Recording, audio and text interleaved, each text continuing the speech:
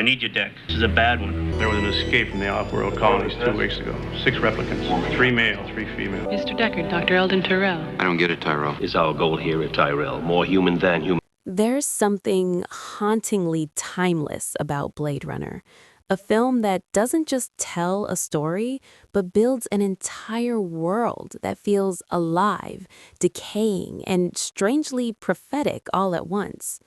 Released in 1982 and set in a dystopian version of Los Angeles in 2019, the film imagines a future where technology has advanced far beyond human ethics, where artificial beings known as replicants are created to serve in off-world colonies, performing dangerous labor that humans no longer want to do.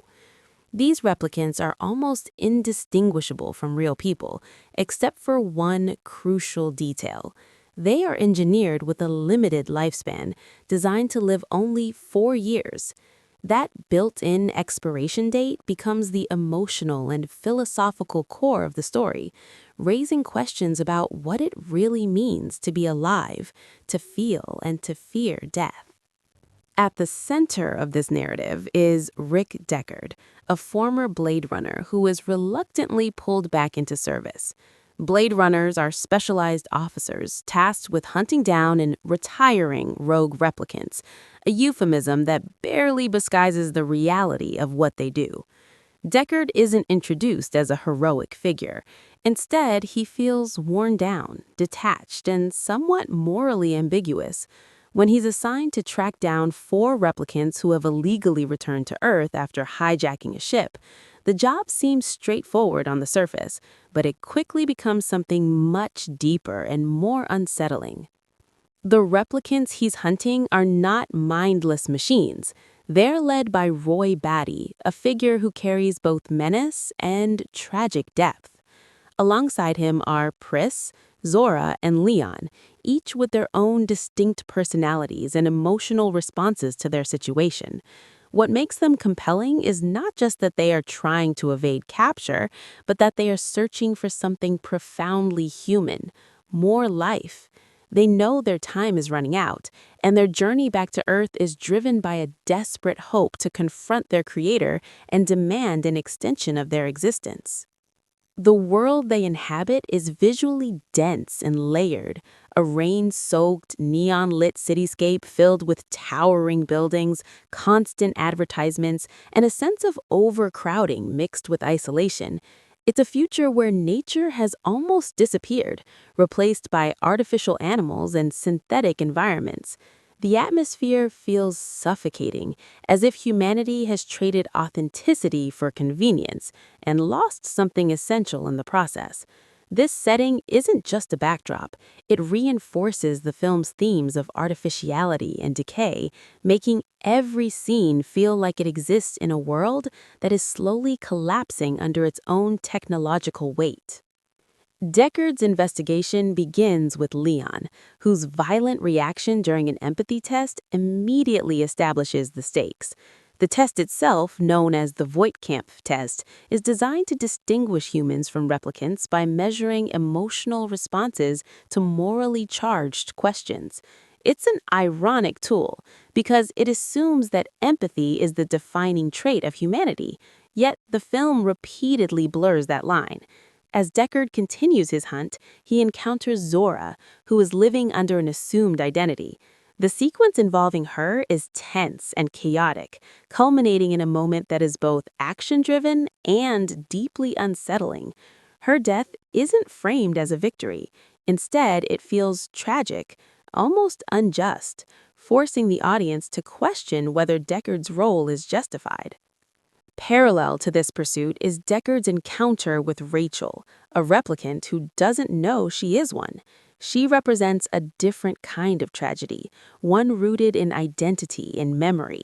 Unlike the others, Rachael has been implanted with false memories to stabilize her emotions, making her believe she is human.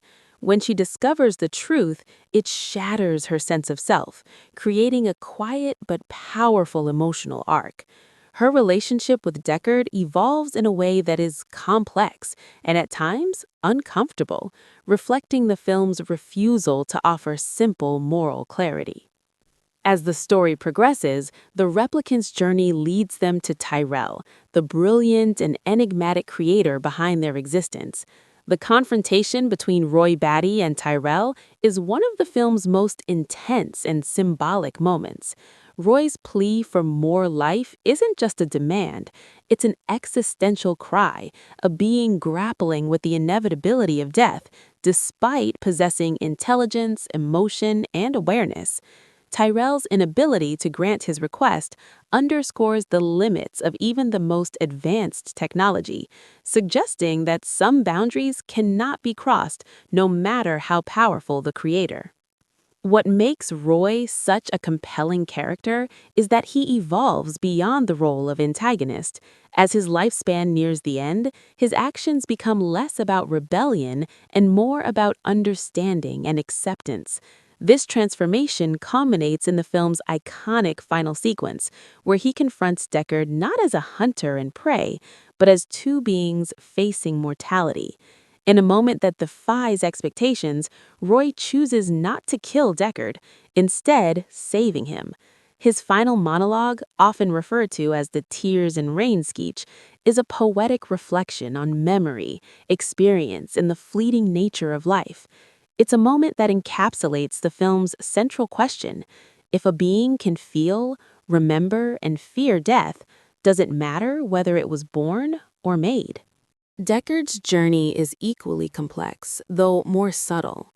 Throughout the film, he becomes increasingly affected by his encounters with the replicants, particularly Rachael and Roy. His initial detachment begins to erode, replaced by a growing sense of doubt about his role and the system he serves. By the end, he is no longer just a Blade Runner carrying out orders. He is someone who has glimpsed the humanity in those he was meant to destroy.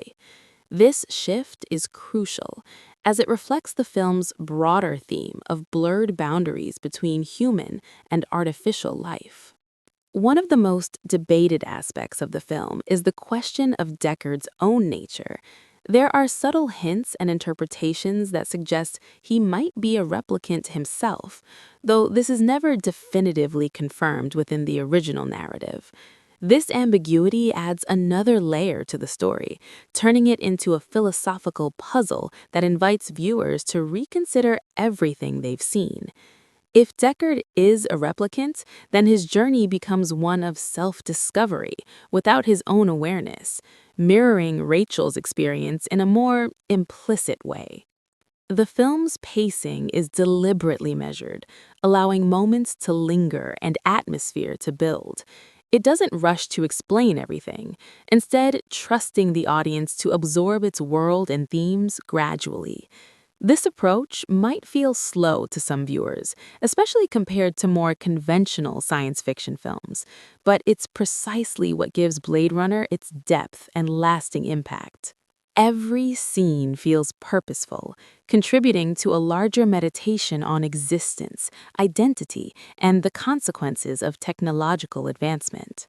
Another element that enhances the film's immersive quality is its sound design and score.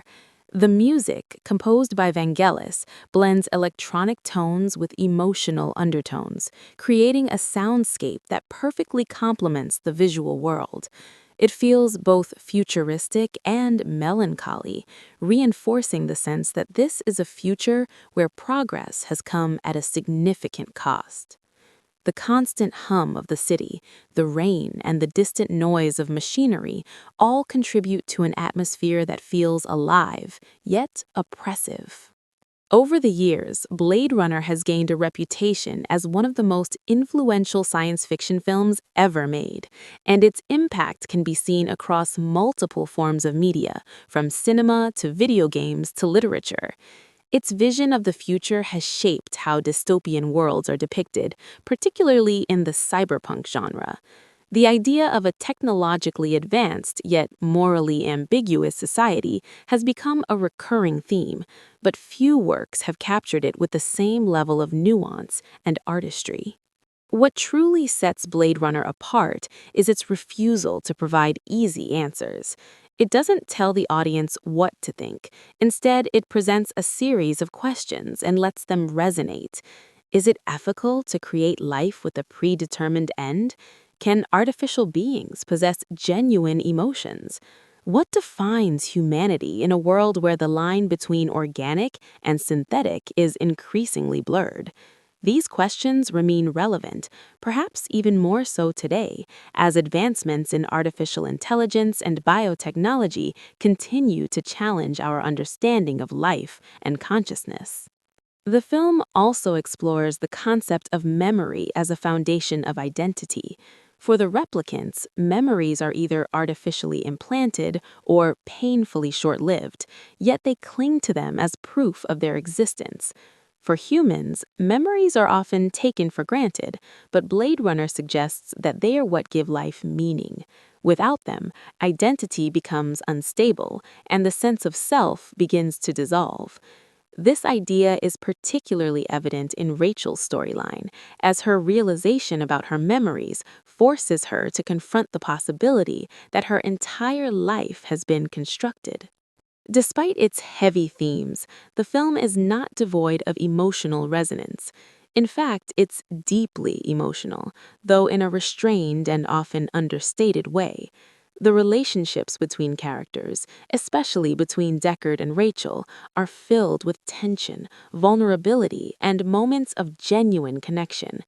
These interactions ground the film, preventing it from becoming purely abstract or philosophical. As the narrative draws to a close, there's a sense of quiet resolution rather than dramatic finality. Deckard's decision to leave with Rachael suggests a break from the system he once served, an attempt to find something more meaningful in a world that feels increasingly artificial. It's not a triumphant ending, but it's hopeful in its own subdued way, leaving the audience with a lingering sense of possibility. In the end, Blade Runner is not just a story about a man hunting machines. It's a meditation on what it means to be human in a world where humanity itself is being redefined. It challenges viewers to look beyond appearances and consider the deeper implications of creation, existence, and empathy. Its legacy endures not because it provides answers, but because it continues to ask questions that are as relevant now as they were at the time of its release, if not more so.